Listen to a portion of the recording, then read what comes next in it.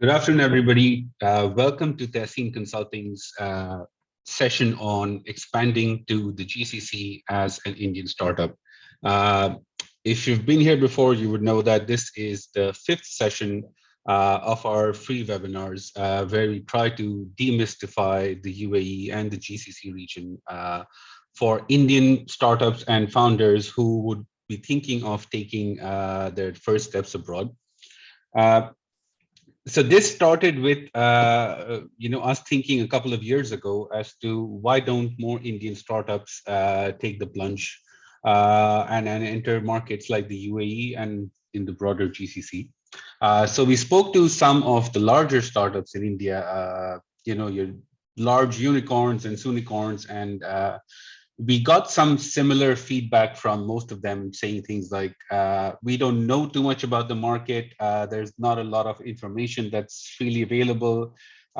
We would rather just go to a market which is English speaking, like the UK or the US or maybe even Singapore. So all in all, we understood that there is a lack of knowledge about this market, but we perceive the GCC and especially the UAE to be a viable market for Indian startups to enter. And when they're taking their first steps abroad, because of a couple of reasons. One, there is a large Indian population which already exists in this region. So there is an immediate connect that Indian startups can have with the market.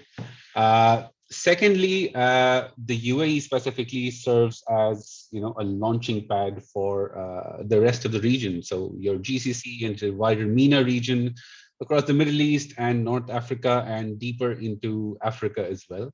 And we analyzed about 45 plus startups, Indian startups, who have already made the plunge to come to the UAE. And we've seen that since 2017, it's startups who are earlier in their journey, so let's say less than 4 years since founding, who have started, making their first treks abroad and have chosen the GCC and more specifically the UAE to be a part of their global expansion story, right? So as part of this effort to sort of demystify this region a bit, we started this series of webinars where we, showcase some startups which have already made the effort to expand abroad into the region, and we try to get panelists on a discussion where we get them to talk about what their learnings are on expansion into the UAE and further into the GCC. So today, as part of the discussion, I would like to welcome Vaibhav Dayal and Shihab.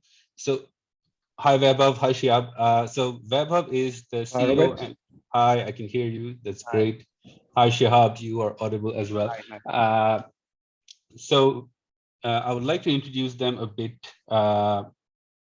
So Vaibhav is one of the co-founders and CEO of Remedico, which is India's leading online dermatology platform, which leverages deep learning and AI to provide personalized recommendations for people who are looking for dermatological interventions in India. They have raised funding from this region and they're looking to expand further.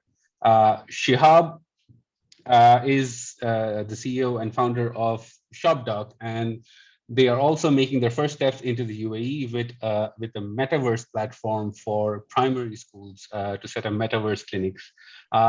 So welcome both. So just to give the audience, a brief on how this webinar will flow. Vaibhav will start with a short presentation of Remedico and what they're about and their plans, etc. And then we'll move on to the panel discussion. Right. So Vaibhav, if you can take over, that'd be great. I think you can share your screen. Wonderful. Thank you. Thank you, Robert. Great to be here. Just a second, let me share my screen. Sure.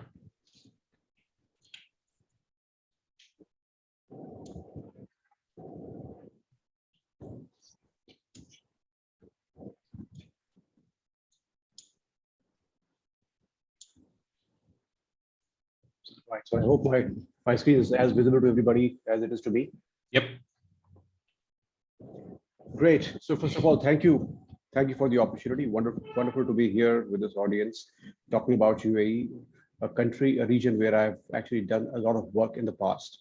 And with Remedico also, we are looking forward to look into this market.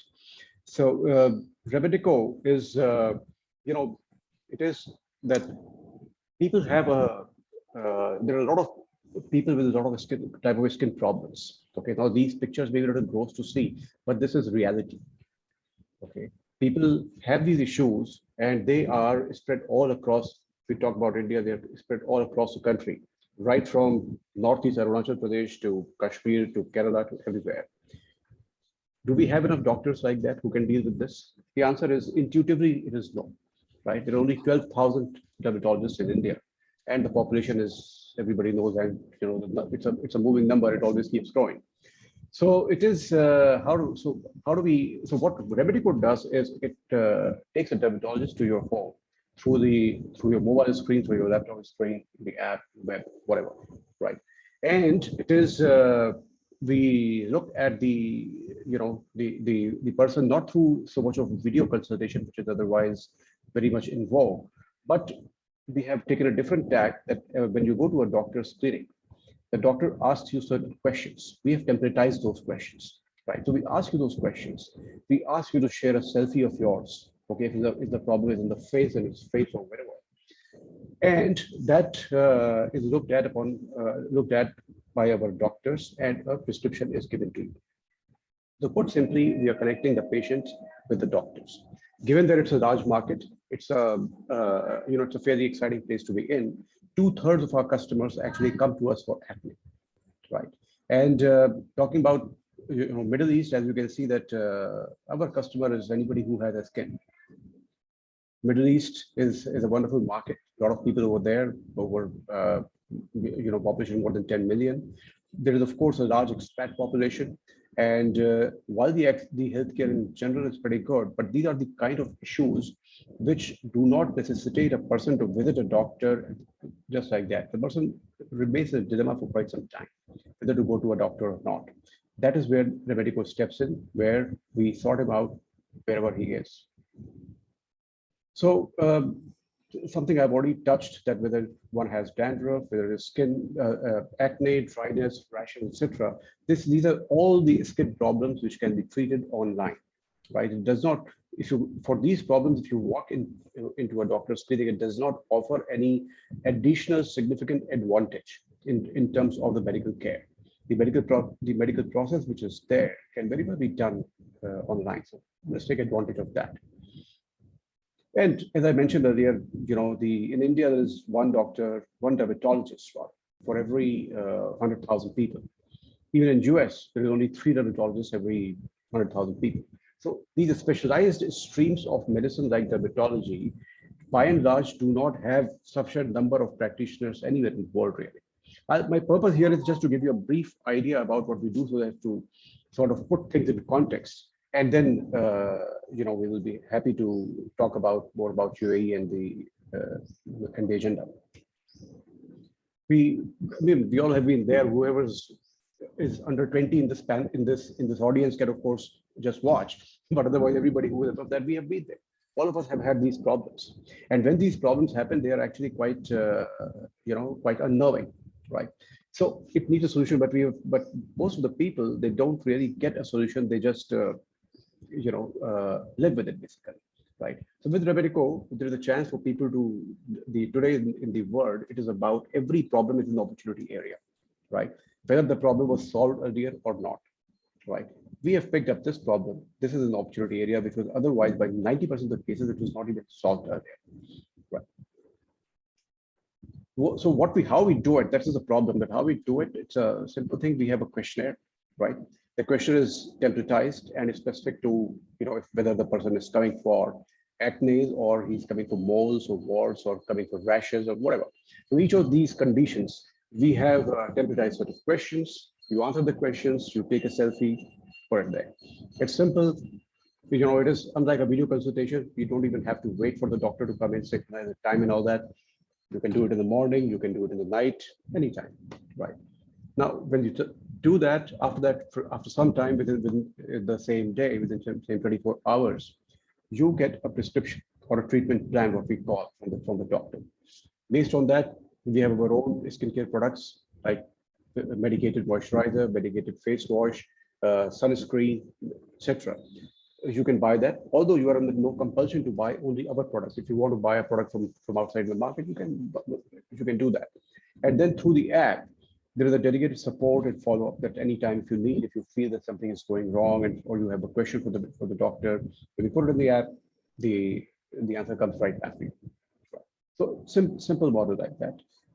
Already covered this part. Ongoing treatment plan. So yeah, it is I pretty much covered this basically, but yeah, we have the idea here is about improving the user experience, and we keep getting wider, and I'm sure that journey will continue. So we'll keep introducing more features for the person to be able to use the platform better, whether it is the ability to leave a voice note for the doctor, right, or for the doctor to leave a voice note for the patient, so that there is sort of a nice human connect, right? Whether it is about the ability to order prescription medicines in addition to the OTC products, for which we have a tie-up with PharmEasy, one of the India's large, the pharma portal. Through our app, one can order products from PharmEasy, and it'll come to your doorstep. So all these things, and raising tickets for any condition that you have, all these things put together makes the universe which allows the patient to be comfortable, be cared, and be treated. Our product line, our products are, to be honest, our products are simple, honest products, okay, which are designed for the specific purpose of the problem that we are dealing with, right? So it is the sunscreen gel, face wash.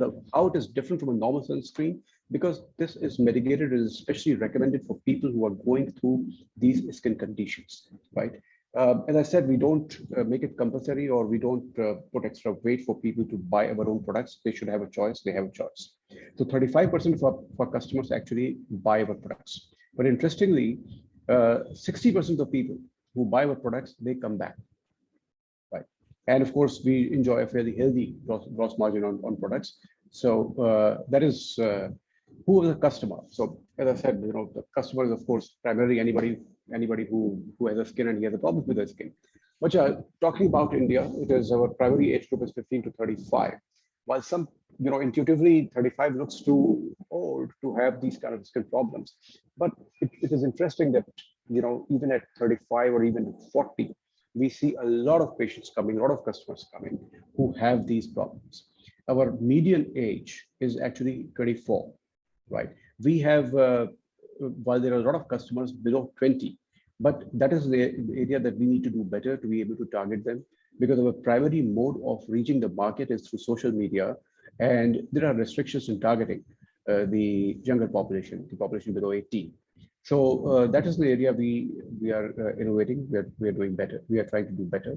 But in terms of geographical dispersion, if you remove the top 46 cities of India, right? So all the Delhi, Bombay, Bangalore, Hyderabad, et cetera, and even the state capitals like Bhopal, Lucknow, Jaipur, et cetera, all these cities, total about 46 cities, then the remaining India, half of our customers actually come from there, right? Which is interesting.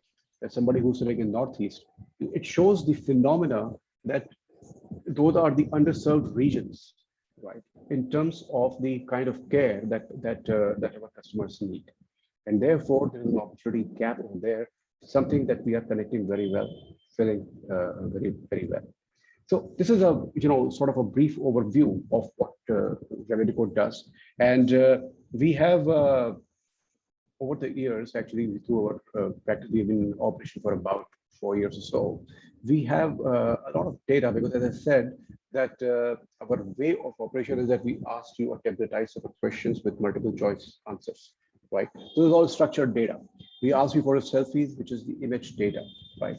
So through all this, we can actually mishmash this into an algorithm, into a AI robot, and that can actually serve people in real time. And for this pivot, we are actually in the market raising money, and Of course, in terms of the market, we are looking with this particular pivot. Actually, the interesting thing is that we would not be limited to India as a market. Okay, we will be able to reach out globally. And Middle East is one area we are looking very strongly, and we are in consultation with people over there to be able to enter this market with this revised offering. And given the nature of the market, which we have studied in a bit of detail, this looks like a very interesting proposition for our kind of offer. So that is, I would say, the brief introduction from it. Over to you. Right. Right. Thank you so much, Vaibhav. So let me just pull back my screen. Here we go. And welcome Shihab also onto the discussion. So as you can see from the previous presentation, Remedico has plans to move abroad, especially into the Middle East, where the dermatology market is, from my own experience in the past 7-8 years that I've been here, is really hot. And I think Shihab might also have certain inputs on that. There is a lot of demand, and we believe at Tahseen that there is a lot of potential for somebody like Remedico to come here, which is why we are supporting them as well to do that. So moving on to our panel discussion. So Vaibhav and Shihab, right? So Shihab, let me start with you.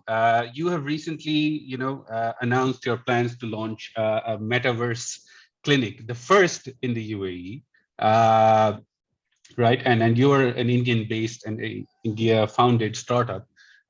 So, what kind of advice would you be giving to other earlier stage founders who are looking to expand to the UAE or the GCC? What should be some of the first steps that they take? Hi, good afternoon, everyone. Thanks. Thank you, Romit, for having me. I would like to Absolutely. point out this on your presentation. My name is not there. Instead, I can see I did not. I'm a little bit surprised.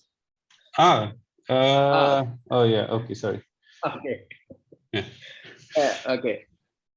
I hope everyone is in good health. Everyone is having fun. And it was raining in Dubai last night, all across UAE, I suppose.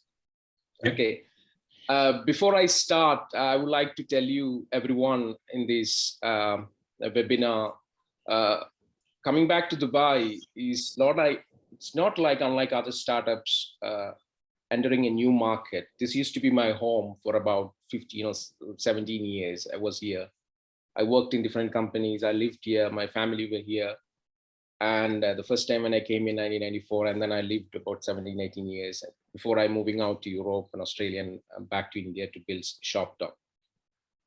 So answers to your question and specifically what advice I could give to the startups, early stage startups like us, before entering to Dubai as a hub or UAE as a country or MENA as a region. First and foremost, these startups should understand whether the problem really exists, whatever they're trying to solve in this market. There are problems they're trying to solve in a particular market in India, which is quite relevant. Not necessarily the same problem existing at the same scale. Yeah. So this one thing most important. And the second, I would say, before entering the market, regardless, it is better to have an understanding of the culture and the nuances of this region. And even though UAE or Saudi or Gulf countries look similar in terms of culture, there are some certain distinctions when it comes to UAE as opposed to Saudi. Saudi being the largest market, you have to take all this in consideration. So these are the two things I would like to say the startup should look for. And third, find right strategic partner, a launch pad, a right personnel people to take the startups in order to scale. So the startups coming in this market, if the start of the product built elsewhere and coming this market, primarily is for expansion, scaling up in a completely different market terrain. So these are the things I would say, I would recommend, I would urge other fellow founders, especially from India, if they want to come and establish here and expand across the region. Right. I'm glad that you mentioned market sentiment, because that's something which we've been hearing from other founders as well who've been on previous webinars. Vaibhav, would you agree to that? That understanding market sentiment is one of the biggest kinds of research that a founder needs to do before expanding into the UAE. Oh, absolutely. I mean, see, doing the research in the market is key to entering any market. Okay, whether it is Dubai or, but of course, particularly when you're going cross border, when you're going cross culture, right? It's very important to understand that how things operate there. What is the nature of the problem over there, and how your solution fits within that. Right? What does it have to displace? How will it make its place? By edging out something here and there, by creating a new sort of a socket where it is going to go and place itself. So that is of course key. It's very important. And Middle East, it's a very interesting population. It's an interesting market because there is a lot of expat and labor population in Middle East, right? The local populations, of course, but in addition to that, I mean, if I remember correctly, about a million out about 10% of the population in UAE is a labor population, right? Which has a different dynamics, right? Their consumption patterns, their needs are a little different, right? Compared to their paying capacity, right? At the same time, the other section of the population, right, is actually quite affluent, right? Quite well doing. And of course, they have the aspirations, ambitions, and the lifestyle, like any other country, be it a European country or an American state. So as a result of that, in general, the cost of marketing, okay, in UAE, right? In terms of, we talk about the Google AdWords or we talk about the Facebook and Instagram paid posts, it tends to be a little higher for the same keywords as compared to the cost in India, right? Which means the cost of acquiring the customer, right, is slightly higher, right, over there. Which also means that your pay points, your payment model should be able to accommodate that increased cost. That is very important, right? At the same time, the market is, if you compare with the India or some of the markets, if we are coming from India, so talking about India, India is a huge market. The number of customers can be humongous, right? Middle East is a nice, island of population, right? Which is, let's say, the numbers comparatively are much lesser, right? So you should be able to penetrate much deeper, right? You should be able to, the fun of an online business is that one should be able to get a larger share of the market, right? So your solution should be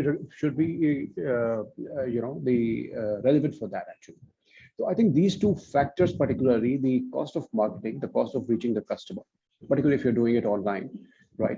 That is very important, and the paying capacity of the market for your solution, which means that it depends on what is the market segmentation you have within Middle East, right? What segment of the labor population, what segment of the executive population, what segment of the local population, right, is going to be your target customer base, right? That understanding that mix is very important before one enters UAE.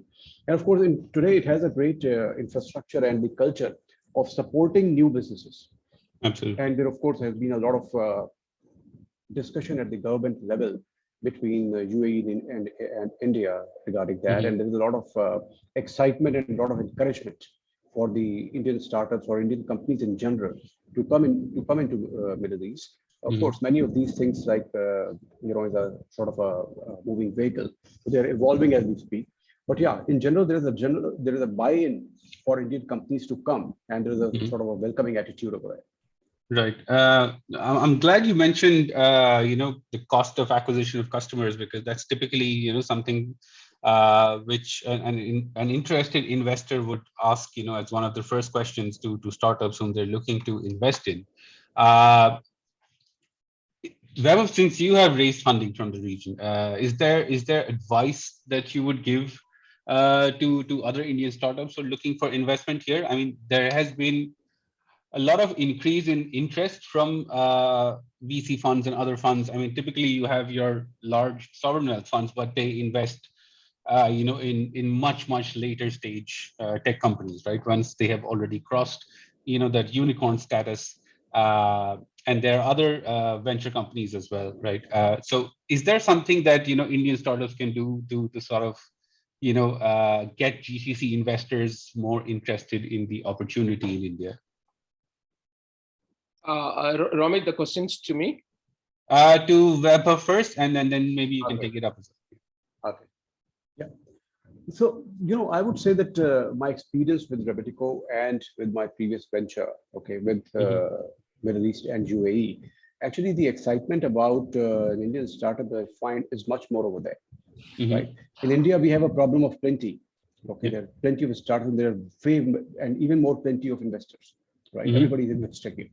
So, but UAE, it's still the there is still the excitement of being able to sort of get on the bandwagon, being able to share the excitement, right, of being part of a startup.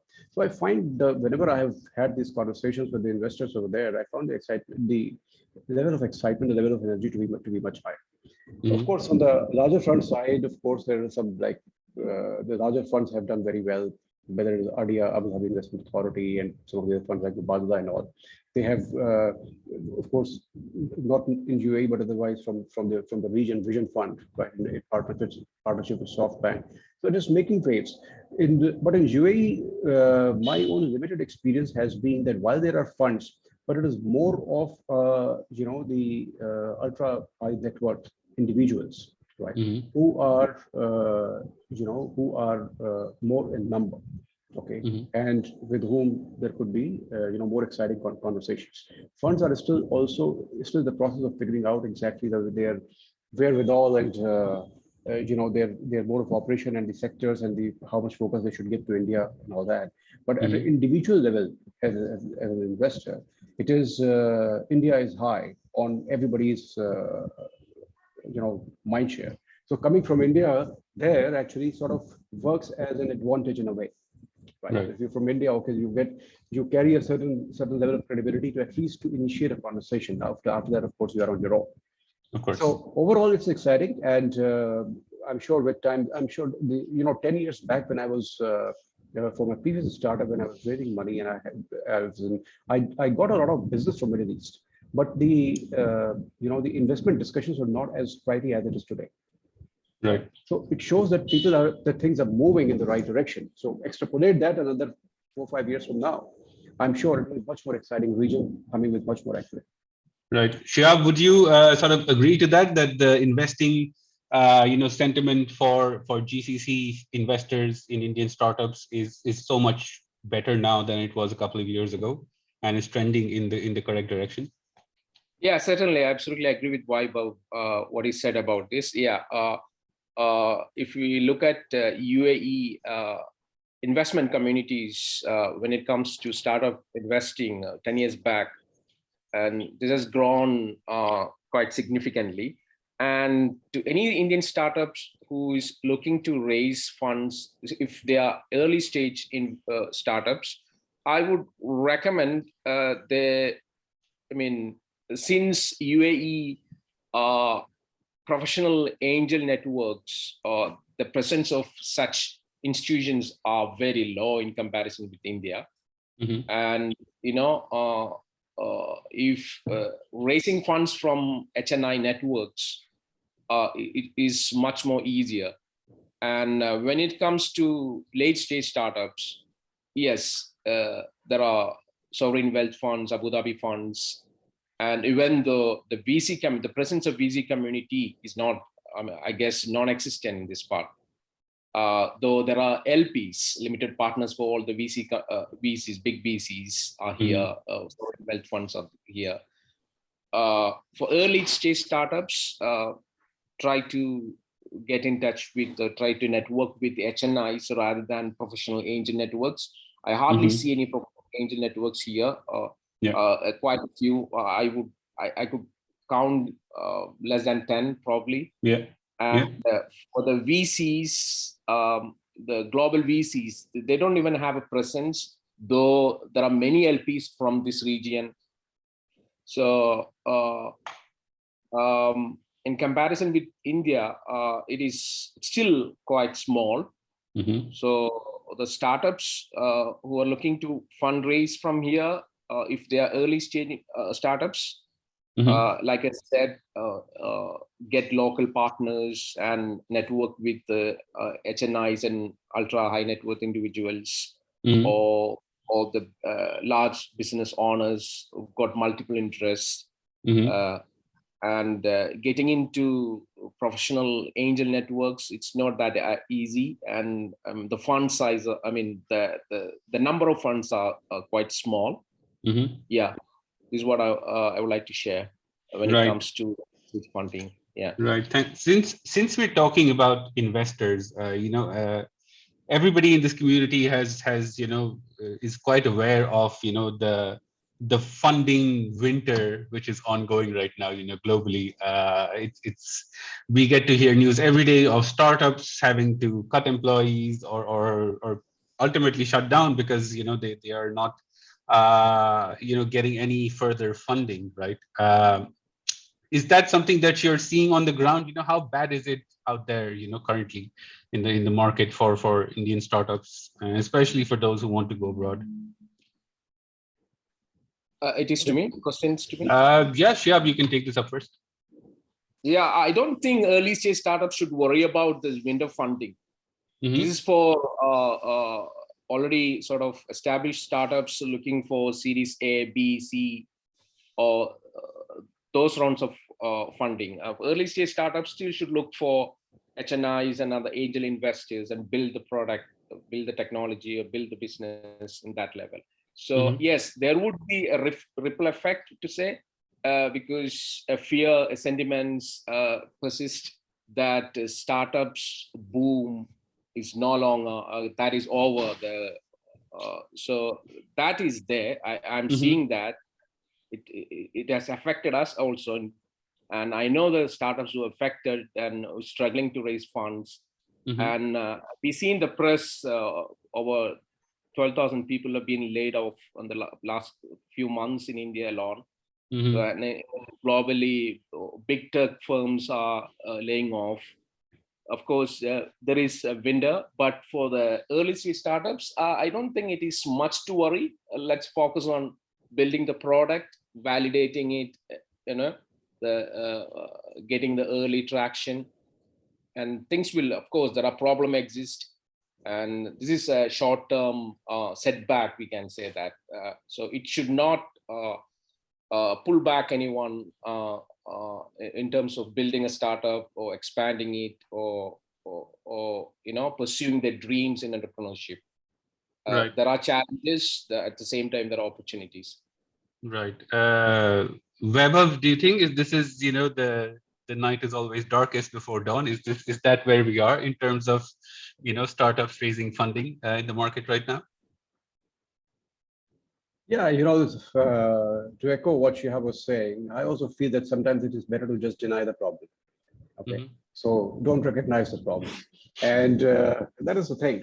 It is there, and these things. Actually, these things you read more about, right, and experience less. Okay. Particularly if you are an early stage venture. Okay. If I look at the number of conversations or the willingness of the people to have the conversation, right? I don't find a dip in that, right?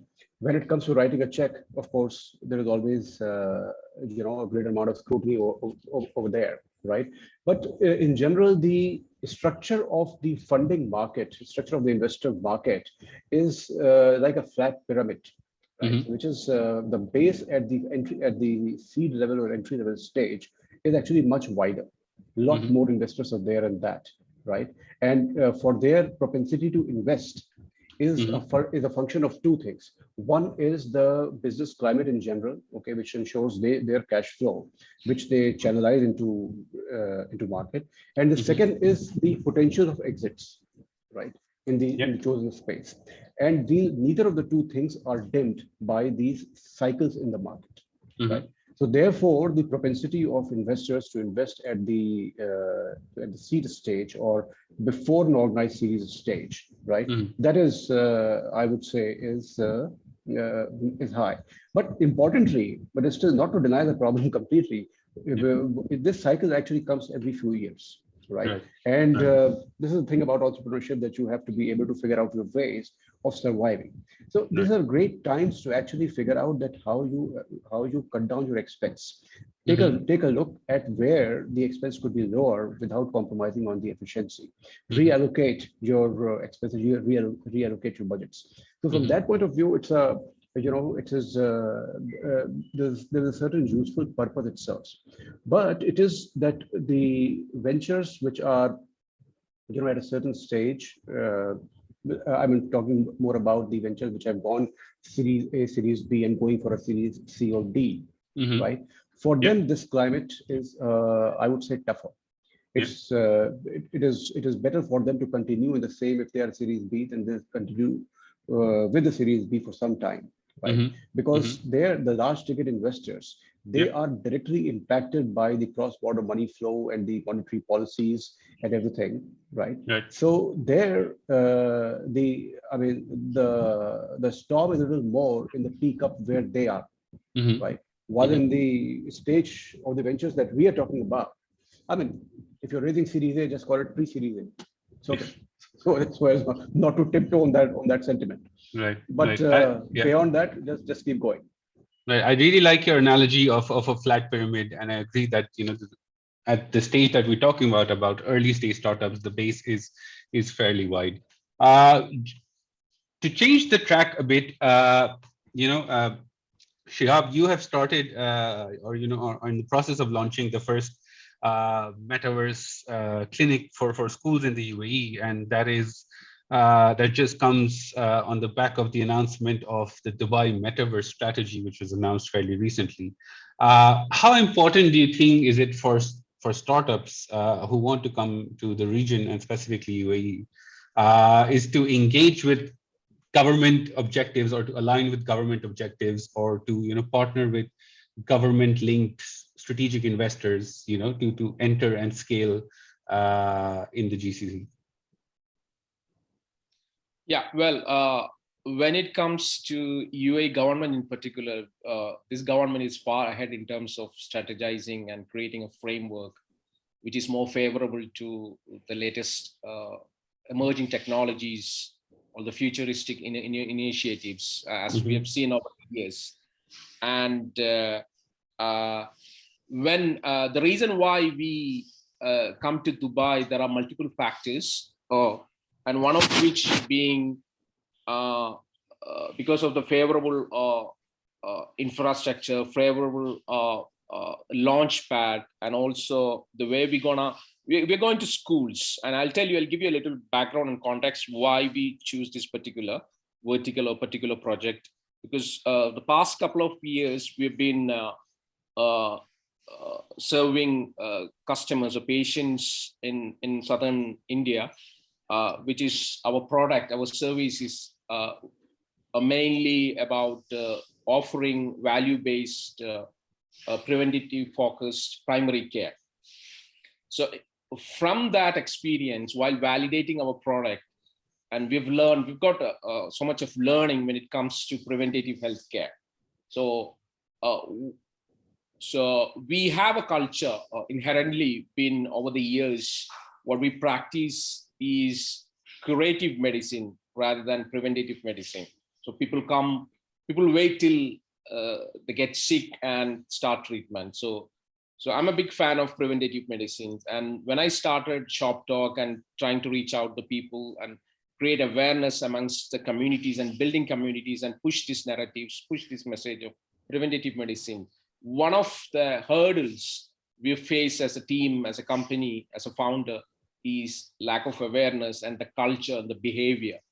So then we decided we sort of need to go to where the society is being built. I mean, the start, that is school. So if you want to change the behavior of the overall community, let's go to school.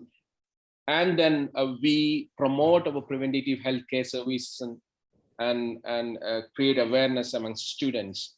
And since I've got 3 kids, I know how kids, their taste and what are they up to.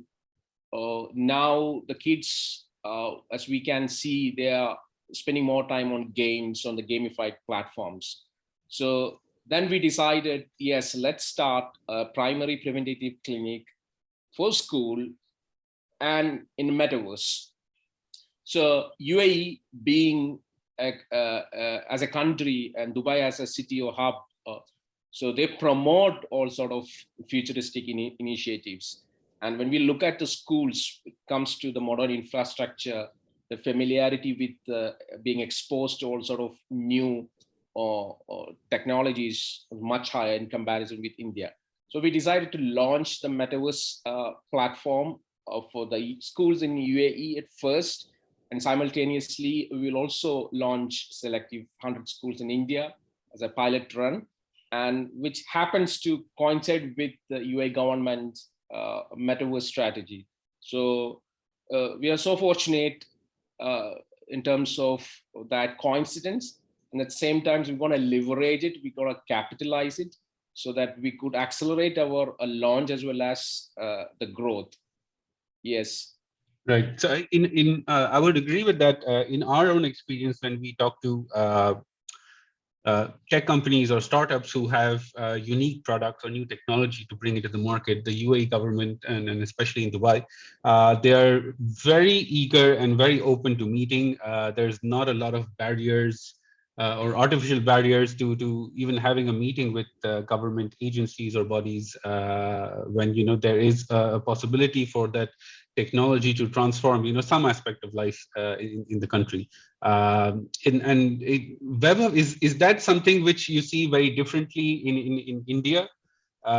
Because from our own experience, again, just getting to the correct person in charge of something in the government can be quite a mountain to climb. How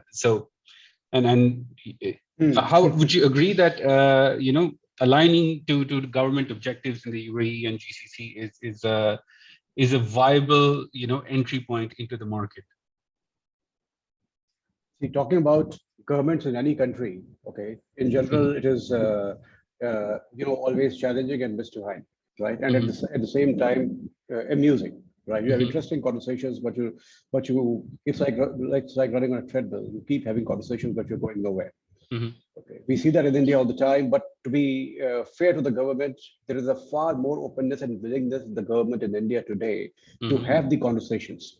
The whole thing of it being so difficult to reach out to the government, to the senior people in government for a meeting. It used to be so different 15, 20 years back, right? They were actually sitting on a high pedestal, right, looking down at the population. Today, right, the population the level of the population is raised, right, while they have actually become more humble in a way, right, and therefore the interests are aligning, right. Of course, after that, after the discussions, there's a whole labyrinthine of government system, right, which has so many functional points that it is fairly complex in its own way, right, and therefore the decision making I would say is still not rational, right.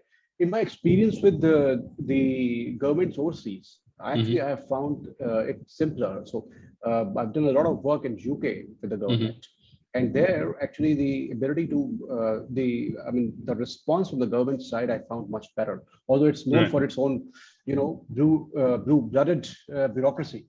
Right, but those are the stereotypes. I found it much better. In UAE, to be honest, I've not had a lot of chance to have the discussion with the government, and particularly of late. I did have 15, 20 years back, but I do have several such experience with the large companies over there, like Mercator, like Emirates Airlines, like Donata, right, and these companies, which are in a way they are kind of they mirror government being so large. But to their excitement, even I'm talking early 2000s. Okay, I was running I had an IT venture, another company I had co-founded, right, and I reached out to these guys. Okay, first I reached out to Emirates. They directed me to Mercator. that, okay, Marketo is a technology arm, and everybody in UAE knows Marketo. So they pointed me to them to have, and Marketo was it was a large company. We were a tiny startup in India. It was, there was diffidence in how we reach out to them. Somebody was kind enough in Emirates Airlines to respond, but will it happen in Marketer or not?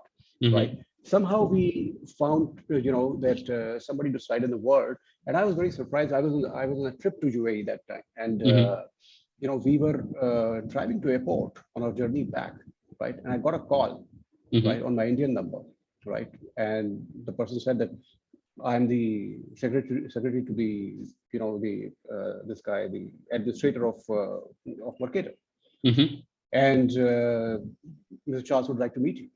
Oh, I said, okay, I'll cancel the flight. Went back, and we actually had very easy discussions right at the top. And after that, the doors just opened up, and we ended up selling our solution to them.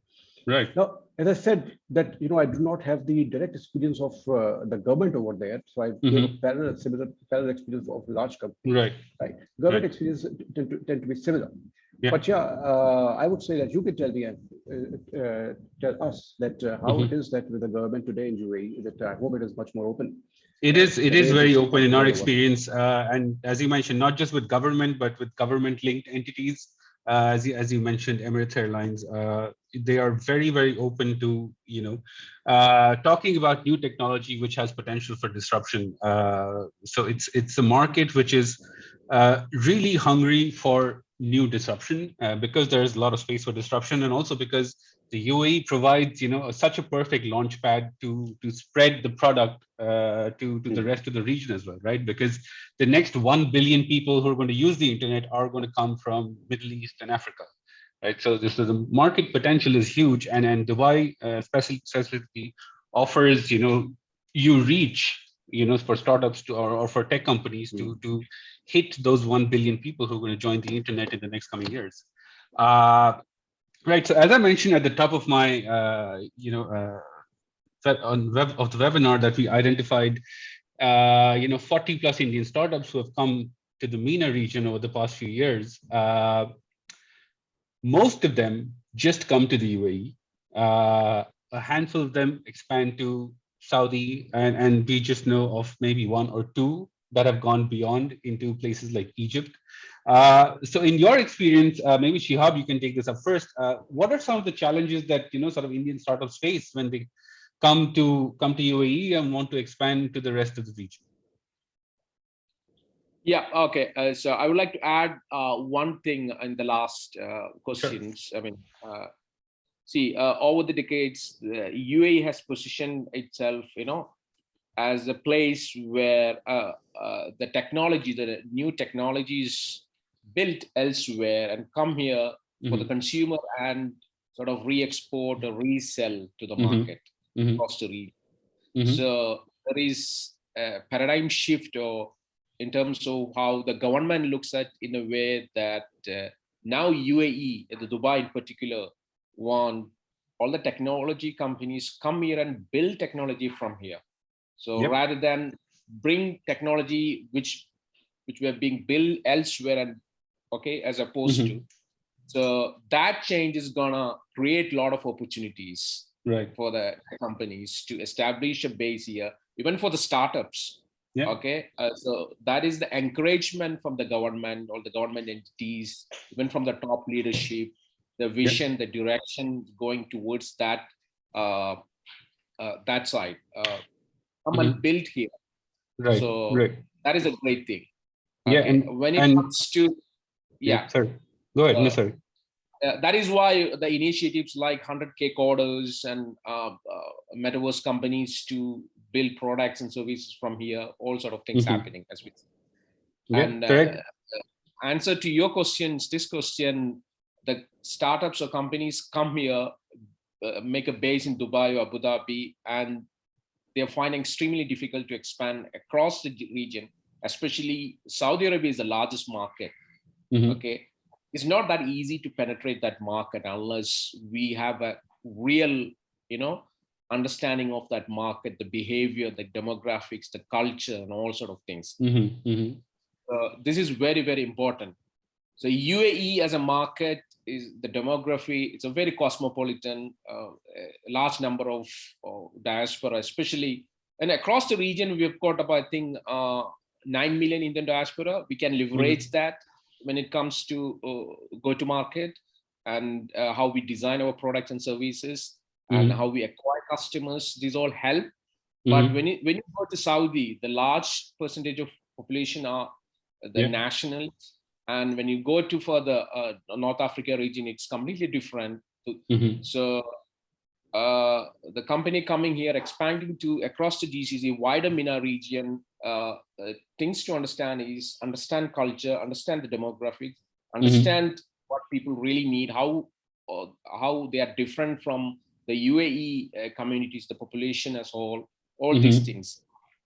Okay, so who's going to be the base? I mean, the real market driver, or the leading all these in future when it comes to tech business or overall economy? Saudi will continue to be, because oil price is going up, and that will have many positive things happening in the coming months and years.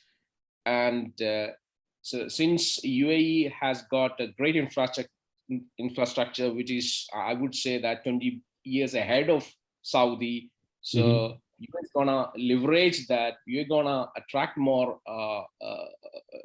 talent and company investments, and can accelerate that sort of growth. So, so use Dubai or Abu Dhabi as a hub, and try to expand for the startups and companies coming here, expand across the region, understanding the culture and the market. Right. You mentioned that, the Dubai and Abu Dhabi or UAE in general, they have very cosmopolitan, expat populations. And I wanted to double click on that, because that really gives you opportunities, like for an Indian founder who's come to, Dubai or the UAE, and he meets with a similar person with similar interests who's from Egypt, right? And they decide that, hey, why not leverage, like, for example, technology which has been developed in India, and the experience of the Egyptian founder, and they can, help expand into Egypt, for example. So Dubai and Abu Dhabi sort of provide you that opportunity to meet with people from the rest of the world, and sort of get that jump ahead without, let's say, a person coming from Bangalore or Delhi or Bombay to completely understand a new geography like Cairo or Riyadh or Jeddah or whatever. You meet people who are already from there, but now based in Dubai or Abu Dhabi, and you get that instant, insights into the market as well, right? So which is very, very unique to this country as well. Vaibhav, indeed, I mean, and I would add to that, I have actually benefited with that. Indeed, absolutely. Dubai and Abu Dhabi are absolute hubs, and in the region in the past, I did business in Lebanon. Right? I did business in Qatar, right? But all while being in Dubai. So I met the interesting contacts in Dubai or Abu Dhabi, right? And so see, Middle East, as everybody understands, is a market. And if you're in a totally consumer business, it's one thing, but otherwise it's an agent-driven market. In every country, you need to have a strong local partners, okay, who can actually be the right for you there. Right. And it is Dubai and Abu Dhabi is a hub where you actually meet people from all over the region. And in my past business, which was a technology business, I met people in who were very strong in Lebanon, and they were interested to take our solutions for Lebanon. After that, I went to Beirut, and we did finally the deal over there. But it all started in Dubai. Similarly for Qatar. Today, Qatar is actually much more flourished, and Qatar is a very thriving economy with a lot of opportunities. But again, I've done business in Qatar, but actually, I did the business in Dubai. It just spread to Qatar on its own. Right. So it is like 20 years back or 30 years back, it was how Bombay was in India. The business used to happen in Bombay, and then it used to find its way through the country everywhere. Right. Similar is the position of Dubai and Abu Dhabi too. Okay, yeah, that's what we keep telling to tech companies or startups that work with us, that these are some of the kinds of opportunities that Dubai provides, and even if it's not very apparent in the beginning, once you're here, you start realizing it once you start talking to people and making those connections. Okay, just to shift a little bit again. On our previous panels, we have other panelists who mentioned that there are certain places, certain aspects of the Indian tech ecosystem, from where learnings can be brought over to the UAE. And Shihab, maybe you were, in a better place to answer this question. That, are there some things that the UAE or the rest of the region can sort of pick up from or learn from the Indian, startup ecosystem or the tech ecosystem that's not really here, but it can be implemented quickly, in your opinion? Yeah, of course, certainly so. Because what has been happening in Indian startup ecosystem the past decade, which is the world has to look at it, not just and take a lesson from it, not just UAE. So let's look at this, for example. Last year alone, India has produced about almost 50 unicorns, and you look at the UAE as a country has produced in the last decade just 3 or 4 unicorns. So how these great companies, great startups being created and built and scaled massively. So this is something UAE leadership and also the company should take examples and take learnings from Indian ecosystem. So, and then make policy changes, regulatory relaxation, and so that here also we can create such a huge startup suite businesses. For example, look at fintech, digital banking. UAE is lagging behind India in far miles and miles. So these are the things, especially the leadership here. Look at India, how India has got massive number of fintech startup, edutech startups serving not just the country but the world. So yeah, these are the learnings, and to the policy, especially the policy makers. So to understand, I think they're learning. There are agreements happening, there are pacts happening, the exchanges happening, institutional level happening, bureaucratic level exchanges happening. Even last week, I saw Sharjah startup one body, a government body, went to Kerala and signed an agreement to exchange, to open that corridor where the startups can exchange and create hubs and bases and move around. So, and also the SEPA, which has happened recently. It's gonna see, traditionally, we've got a legacy here. India being one of I think the second largest trading partner. And if you look at the country UAE, you look at all the businesses across, even not just big businesses, SMBs who build, so Indians. So I come from a place, Kerala, and hundreds and thousands of entrepreneurs made it big here in this country. And that contribution to the economy, local economy, and creating jobs. So recognizing it, understanding the value of Indian businesses, entrepreneurs, and now forget that, now look at the tech side, what India has been achieving in the past decade. And this is something UAE administration, government, all institutions to look at closely and take lessons and bring changes and open the doors and build that corridors and all this happen. I mean, we India as well as UAE will hugely benefit from things. This is what I want to add. Yeah, I mean, to be sort of fair to the administration and the government here, what we have seen is that they have primarily been the drivers of new technology into this country. So it's usually the other way around, where businesses and corporate entities, they bring in new technology, and then the government is secondary in adopting it, recognizing it, regulating, etc. But in the UAE, we have seen that the government entities are usually very early adopters of breakthrough technology. For example, the Dubai Land Department started using blockchain for registrations a couple of years ago, even before the whole Web3 blockchain mania was started, recently, right? So, and they have been sort of pushing, corporate entities to, adopt new technology, sort of get up from their sleep and, bring them into the new age, right? I mean, it's not to say that the corporate entities don't do that themselves, but the government is usually, one of the primary adopters of new technology. Uh, Right. So we've seen that there's a lot of interest in Indian startups to come to the UAE and the GCC, right? And we've already had many of them who are already here. Shihab, you being one of them, Vaibhav also. Uh, but we don't see any UAE based or GCC based startups sort of venturing into India, right? Uh, why do you think that is? And is there something that can be done to sort of make the exchange a bit more equal?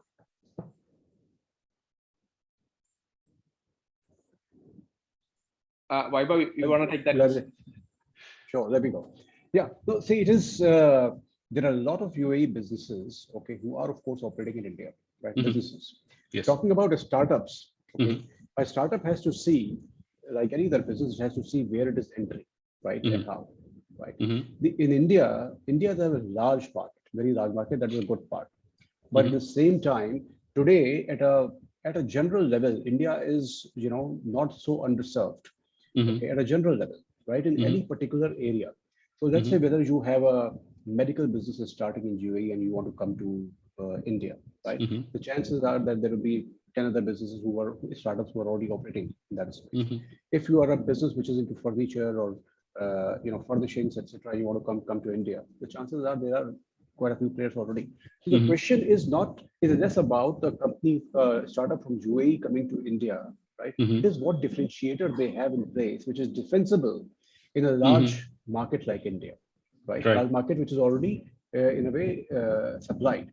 And if that is the case, I mean, I actually say that the entrepreneurs, whether they are Indians or they're from UAE, they are Europeans. Entrepreneurs are entrepreneurs. They look at an opportunity and strike. They're not daunted by countries and the size of countries, etc., etc.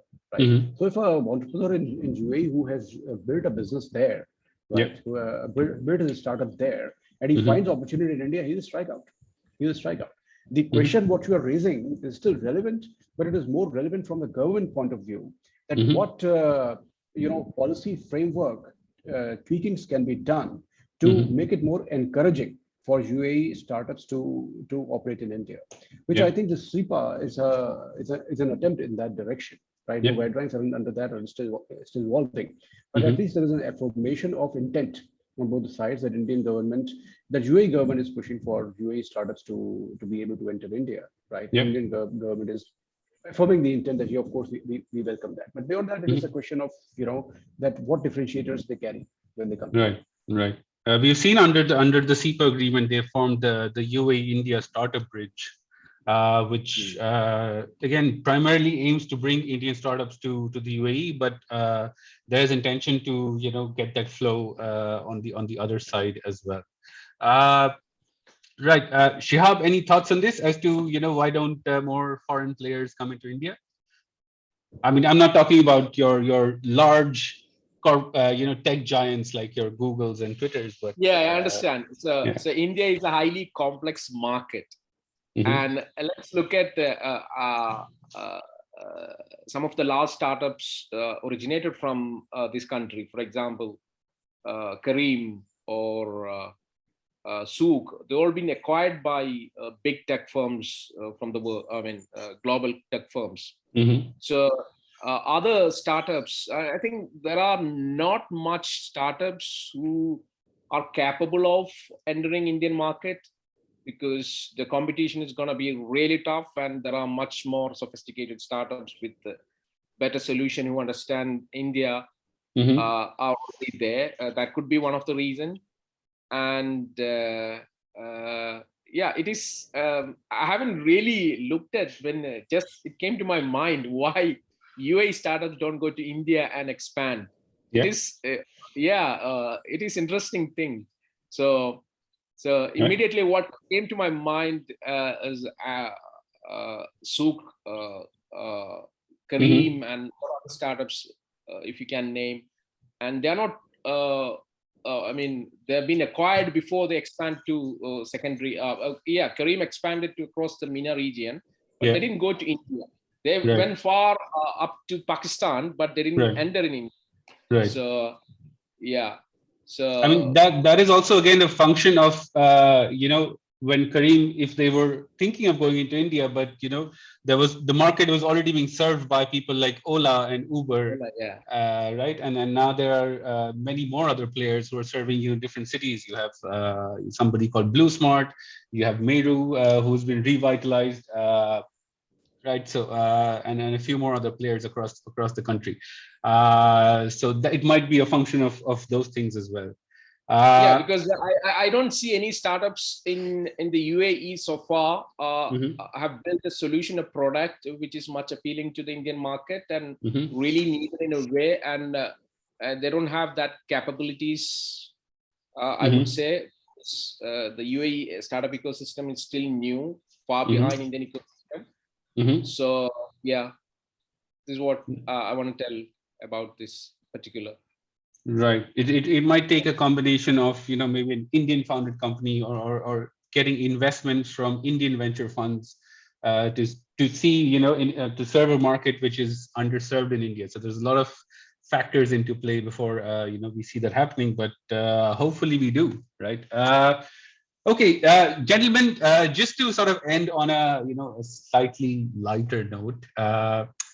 There is a race in this region, right? On who's going to be the region's tech hub.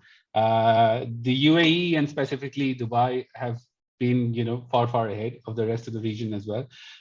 Saudi is playing catch up, and they're investing a large amount of money in infrastructure, in their digital economy. You have other people like Bahrain and Manama who set up their fintech bay. You have Qatar who's also, pushing for those.